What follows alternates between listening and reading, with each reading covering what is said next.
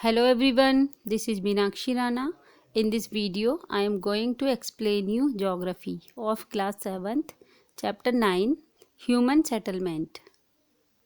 So let's start human settlement. Shelter is the third basic need of man after food and clothing. Man is a social animal, so he likes to live in a group, which helps in developing settlements. Shelter, food और clothes के बाद हमारी तीसरी basic need है। मनुष्य एक social animal है, इसलिए वह एक ऐसे समूह में रहना पसंद करता है जो वस्तुओं को डेवलप करने में हेल्प करता है। मनुष्य अपने आसपास में सभी के साथ एकता से रहते हैं। एनवायरनमेंट में अनेकों एलिमेंट्स जैसे land, soil, water, plants, animals, minerals आदि ह्यूमन सेटलमेंट को प्रभावित करते हैं। क्लाइमेटिक फैक्टर्स जैसे टेम्परेचर, प्रेसिपिटेशन, इवेपरेशन आदि भी ह्यूमन सेटलमेंट को प्रभावित करते हैं। पर्यावरण के प्रभाव को उस प्रकार के घरों में देखा जा सकता है जो मनुष्य बनाते हैं और जिस मटेरियल का यूज वो करते हैं। हॉट डेजर्ट क्लाइमेट में घर मिट्टी की दीवारों और फ्लैट रूफ से बने होते हैं। मोटी मिट्टी की दीवारें दिन के समय घर को ठंडा रखती हैं क्योंकि मड से दीवारें गर्म नहीं होती। भारी बारिश के क्षेत्रों में घरों की छत स्लोपिंग वाली होती हैं जो बारिश के पानी को जल्दी से बहा देती हैं। Look at the next para. In northern Europe, cold regions, houses facing south are warmer and have large glass windows to get the maximum sunlight. Northern Europe के ठंडे क्षेत्रों में साउथ फेसिंग हाउसेज होते हैं। वो गर्म होते हैं और मैक्सिमम सनलाइट पाने के लिए बड़े बड़े ग्लासेज विंडोज होती है उनमें। नोमैड्स एनिमल्स की स्किन से बने टेंट्स में रहते हैं। ऐसे टेंट्स जल्दी से सेटअप किए जा सकते हैं और रिमूव भी आसानी से हो जाते हैं, जिससे लोग इजीली एक स्थान से दूसरे स्थान पर मूव कर सकते हैं। ह्यूमन ज्योग्राफी में सेटलमेंट की स्टडी का एक विशेष महत्व है। हम पहले ही स्टडी कर चुके हैं। प्राचीन लोग जंगलों में रहते थे और हंटिंग और गैदरिंग पर निर्भर थे। वह फूड की तलाश में जगह जगह पर भटकते रहते थे। बस्तियां तब अस्तित्व में आई जब मनुष्य ने खेती सीखी और एक सेटल्ड लाइफ जीना शुरू किया। Distribution of population. The distribution of population depends upon natural environment. The geographical environment creates certain conditions for the settlement of population. जनसंख्या का वितरण डिपेंड करता है वहाँ के नेचुरल एनवायरनमेंट पर। जियोग्राफिकल एनवायरनमेंट जनसंख्या के सेटलमेंट के लिए कुछ कंडीशंस बना देता है। Now we will discuss about factors affecting distribution of population. First one is relief of the land. Relief is the most important physical factor which affects the distribution of the population. Relief सबसे important factor है जो आबादी के वितरण को प्रभावित करता है। जनरली माउंटेन्स और प्लेट्यूज पर बेसिक फैसिलिटीज़ की कमी के कारण ज़्यादा पॉपुलेशन नहीं है। माउंटेन्स और प्लेट्यूज पर अदर प्रॉब्लम भी होती हैं जैसे कोल्ड क्लाइमेट, खेती योग्य भूमि की कमी, ट्रांसपोर्टेशन की कमी और कम्युनिकेशंस फैसिलिटीज़ की कमी। Second point is climate. Climate has a direct influence on human beings. Areas having very high temperature and very low temperature are unfit for habitation. Climate का लोगों पर सीधा प्रभाव पड़ता है। वो एरियाज जहाँ पर बहुत हाई टेम्परेचर होता है और बहुत लो टेम्परेचर होता है, लोगों के रहने के लिए अनफिट होता है। रेनफॉल भी जनसंख्या के वितरण को प्रभावित करती है। ड्राई एरियाज में कम पॉपुलेशन होती है जबकि अच्छी वर्षा वाले क्षेत्रों में ज़्यादा पॉपुलेशन होती है। Third point is soil. All the fertile planes have high density of population because fertile planes from the base for agricultural activities. सभी उपजाऊ मैदानों में ज़्यादा पॉपुलेशन है क्योंकि एग्रीकल्चरल एक्टिविटीज़ के लिए वहाँ पर फर्टाइल प्लेन्स होते हैं। उपजाऊ मिट्टी के कारण गंगा ब्रह्मपुत्र डेल्टा की डेंसिटी बहुत ज़्यादा है। Next points, minerals. The availability of minerals in a region also affect human population. क्षेत्र में मिनरल्स की उपलब्धता भी ह्यूमन पॉपुलेशन को प्रभावित करती है। जहाँ पर ज़्यादा मिनरल्स है वहाँ की जनसंख्या भी ज़्यादा होती है।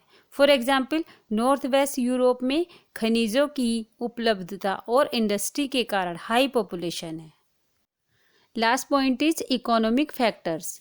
Economic factors like development of industry, technological developments, urbanization, means of transportation and communication have a direct impact on the density of population. Development of industry, technological development, urbanization, means of transportation and communication जैसे economic factors का जनसंख्या पर direct प्रभाव पड़ता है। Industries बड़ी संख्या में वर्कर्स को अट्रैक्ट करती हैं, जिसके परिणाम स्वरूप पॉपुलेशन इंक्रीज होती है। दुनिया के ज़्यादातर औद्योगिक क्षेत्र घनी आबादी वाले क्षेत्रों में है। नॉर्थ ईस्टर्न यूएसए और नॉर्थ वेस्टर्न यूरोप में इकोनॉमिक फैक्टर्स की वजह से ज़्यादा पॉपुलेशन है। Now we will discuss about transport. From simple prehistoric rafts to the arrival of supersonic passenger flights, transport has a long history. Simple pre historic raft से supersonic passenger flights तक transport का एक लंबा इतिहास रहा है। सदियों से लैंड पर घूमने का एकमात्र तरीका था एनिमल्स पर बैठकर घूमना। 3500 BC के अराउंड व्हील का इन्वेंशन हुआ और पहिएदार व्हीकल का डेवलपमेंट और ट्रांसपोर्ट में क्रांति आई। 18th सेंचुरी में स्टीम इंजन का डेवलपमेंट हुआ और 19th सेंचुरी के अंत तक कंबस्टन इंजन का। Types of transportation. Geographically 3 types of transportation are available in today's world. First land, second water and third one is air. Firstly we will discuss about land transport. Roadways. It is a major medium of land transport. It varies from pathways and unmetalled roads to national and international highways. यह land transport का प्रमुख साधन है। यह national और international highways के रास्ते और कच्ची सड़कों से भिन्न है। यह ट्रांसपोर्ट छोटी दूरी के लिए मुख्य माध्यम है। सड़कें खेतों से जुड़ी होती हैं और खेत फैक्ट्रीज से जुड़े होते हैं और फैक्ट्रीज को मार्केट से जोड़ती हैं सड़कें। फिर मार्केट से सामान को उपभोक्ताओं के घर तक पहुंचाया जा सकता है। परिवहन के अन्य साधनों पर सड़कों का एक बड़ा फायदा है, क्योंकि इनका निर्माण पहाड़ी और दूरस्थ एरियाज में भी किया जा सकता है। वर्ल्ड में रोडवेज का डिस्ट्रीब्यूशन असमान है। रोडवेज का एक नियोजित नेटवर्क ज़्यादातर डेवलप्ड कंट्रीज में पाया जाता है, जैसे यूएसए, जर्मनी, रशिया, ऑस्ट्रेलिया आदि। Next point is railways. Railways are the principal mode of transportation for passengers in most parts of the world. Transportation has become much easier with the introduction of railways. Railways world के अधिकांश हिस्सों में passengers के लिए transportation का प्रमुख साधन है। रेलवेज की शुरुआत के साथ ट्रांसपोर्टेशन बहुत आसान हो गया। रेलवे परिवहन का एक क्विक साधन है और रोडवेज की तुलना में ज़्यादा वजन हैंडल कर सकता है। ये औद्योगिक क्रांति का एक प्रोडक्ट है और रेलवेज ने उद्योगों के विकास में बहुत योगदान दिया है। इसके द्वारा कच्चे माल और तैयार उत्पादों को कम लागत पर एक स्थान से दूसरे स्थान तक पहुंचाया जा सकता है। लेकिन रेलवे का एक बड़ा नुकसान यह है कि यह कंज्यूमर्स के दरवाजे तक नहीं पहुंच सकता। इंडिया में फर्स्ट रेल मार्ग 1853 में बॉम्बे और ठाणे के बीच डेवलप किया गया था। एट प्रेजेंट इंडिया में 66,000 किलोमीटर से भी अधिक रेलवे लाइंस हैं। सभी प्रमुख भारतीय शहर तेजी से दौड़ने वाली ट्रेन से जुड़े हुए हैं। Now we will discuss about water transport. It is one of the oldest modes of transport. It can be divided into two groups. First is inland waterways and second ocean routes. First, inland waterways. Rivers, canals and lakes are the main medium of inland waterways. नदियाँ, नहरें और झीलें अंतर्देशीय waterways का मुख्य साधन है। Waterways transport का सबसे सस्ता साधन है और यह कोयला, लोहा, अयस्क, लकड़ी आदि भारी वस्तुओं को ले जाने के लिए विशेष रूप से यूजफुल है। इनलैंड वाटरवेज अन्य ट्रांसपोर्ट की अपेक्षा कम पोल्यूशन करता है। अमेजन, ज़ेरे, नाइजर, गंगा, राइन, डेन्यूब, एल्बे, मिसिसिपी ये सभी वर्ल्ड की मेन रिवर्स है जो इनलैंड वाटरवेज के लिए यूज़ की जाती हैं। Second point is ocean routes. Oceans provide cheaper and easier transportation. Most of the trade of the world is carried through ocean routes. Oceans routes जो होते हैं वो सस्ते और आसान होते हैं। वर्ल्ड के ज़्यादातर ट्रेड ओशियन रूट्स के थ्रू ही होते हैं। Now we will discuss about Suez Canal. Is one of the greatest achievements of man in the field of transportation and navigation. This canal was constructed in 1869. Suez नहर transport और navigation के क्षेत्र में मनुष्य का सबसे बड़ा अचीवमेंट्स में से एक है। इस नहर को 1869 में बनाया गया था। यह रेड सी को मेडिटेरेनियन सी से कनेक्ट करती है। इस नहर के निर्माण ने एक तरफ यूरोपियन कंट्रीज और दूसरी ओर ईस्ट अफ्रीका और एशिया के बीच एक छोटा रास्ता बना दिया।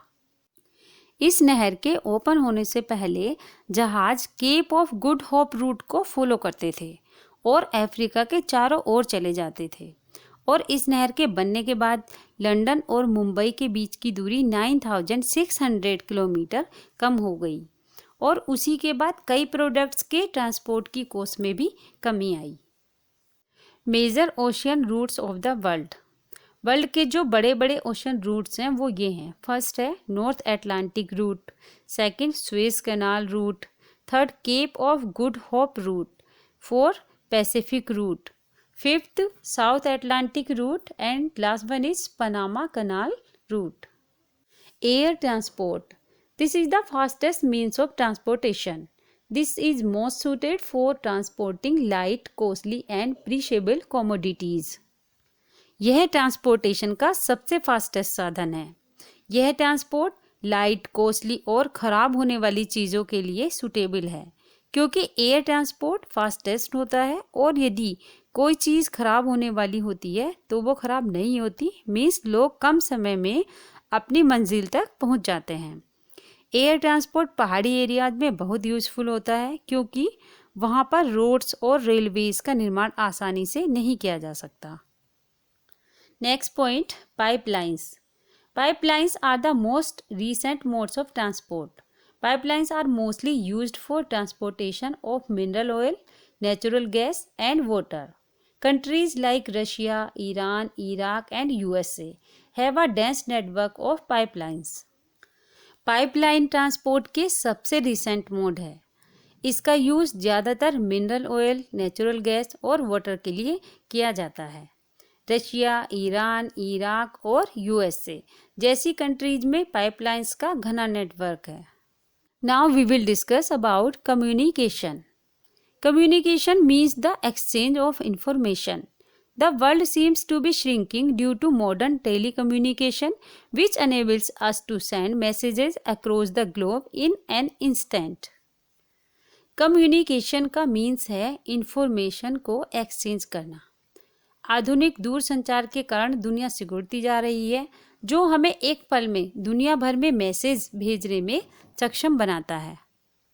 टेलीकम्युनिकेशन का अर्थ है लॉन्ग डिस्टेंस पर इंफॉर्मेशन सेंड करना और रिसीव करने के लिए टेक्नोलॉजी का यूज़ करना, जैसे स्पीच, म्यूज़िक, पिक्चर्स और कोई भी डॉक्यूमेंट्स।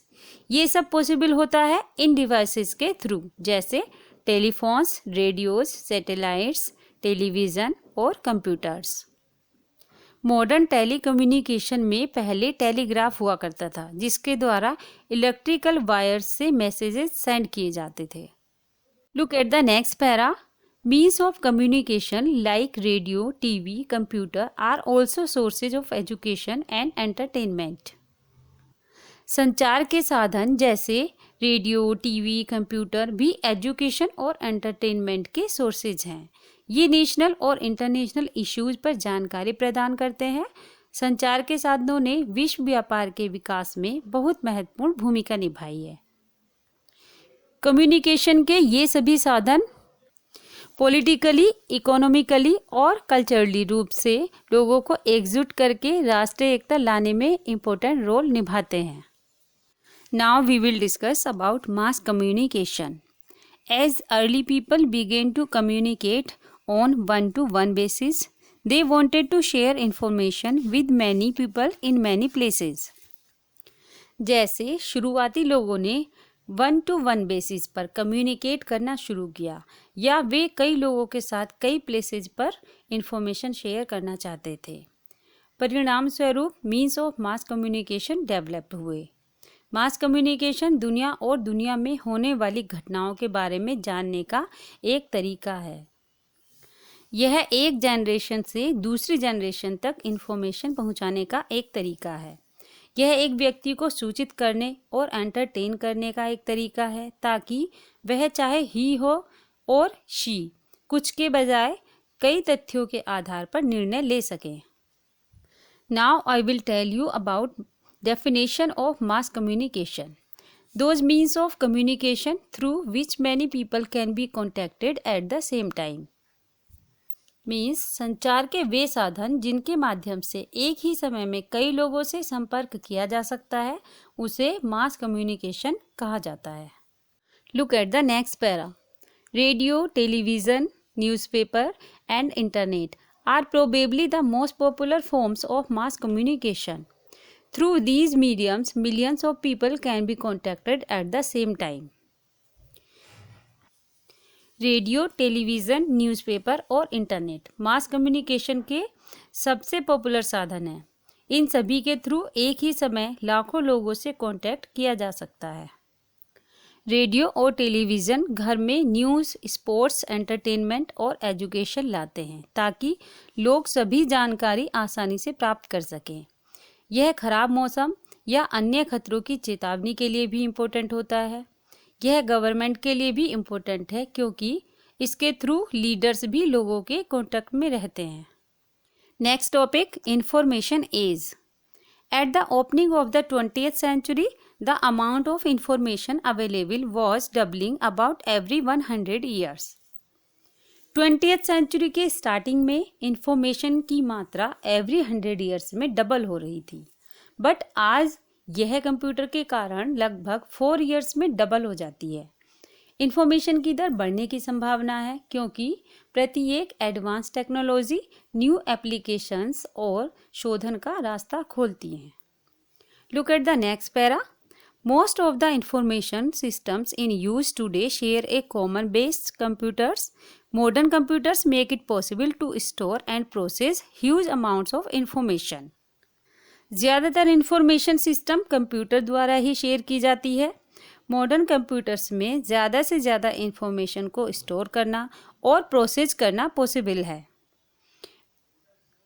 ये यूजर्स को अलाउ करता है दूसरे यूजर्स के साथ इंफॉर्मेशन शेयर करना।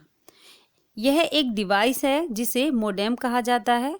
यह इंफॉर्मेशन को एक कंप्यूटर से दूसरे टेलीफोन लाइंस पर सेंड करने को अलाउ करता है। Another modern way to communicate is through a facsimile machine. Facsimile machines transmit copies or faxes of handwritten or typed material, maps, photographs or drawn art over telephone lines to another facsimile machine. एक और modern तरीका है communicate का, एक फैक्सिमिली machine के माध्यम से। फैक्सिमिली machine hand written या टाइप्ड मटेरियल, मैप्स, फोटोग्राफ्स या ड्रोन आर्ट, इन सभी मटेरियल्स को एक फैक्स मशीन से दूसरी फैक्स मशीन पर टेलीफोन लाइंस के थ्रू ट्रांसफ़र की जाती हैं। Next para, communicating by telephone has become more convenient with the invention of portable telephones. Portable telephones के इन्वेंशन से टेलीफोन द्वारा कम्युनिकेशन ज़्यादा सुविधाजनक हो गया है। पोर्टेबल टेलीफोन्स को घर में एक रूम से दूसरे रूम में या फिर कार में ले जाकर भी यूज़ किया जा सकता है। एयरपोर्ट्स या बड़े निर्माण वाली जगहों के वर्कर्स छोटे वॉकी टॉकी रेडियो का यूज़ करके एक दूसरे के साथ कम्युनिकेट कर सकते हैं। मोबाइल फ़ोन की शुरुआत के साथ कम्युनिकेशन सिस्टम में क्रांति आ गई है। कम्युनिकेशन आज एक नए युग में एंटर कर चुका है। लोग पहले से कहीं अधिक तेज़ी से और सस्ते में जानकारी शेयर कर सकते हैं। हम उम्मीद कर सकते हैं कि ये एडवांसमेंट दुनिया भर के लोगों के बीच ज़्यादा अंडरस्टैंडिंग लाएगी। So students, that was your all chapter. I hope you have understood. If you like this video, please subscribe to my channel and don't forget to press the like button. Thanks for watching. Have a good day.